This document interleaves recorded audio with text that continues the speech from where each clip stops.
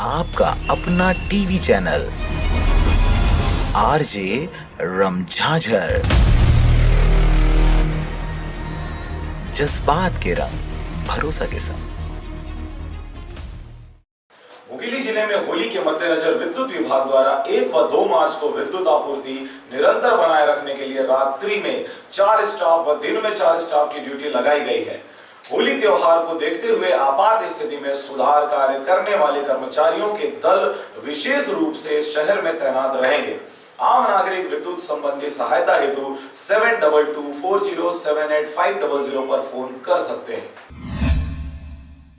होली के त्यौहार को ध्यान में रखते हुए होली से एक दिन पहले एक दिन बाद 2 दिन तक 2 पारियों में दिन और रात में 4 स्टाफ की स्पेशल ड्यूटी लगाई गई है, जिससे सुचारू विद्युत व्यवस्था चलती है। हाँ, हमारे यहाँ का फ्यूज कॉल हेल्पलाइन नंबर है 7224078500।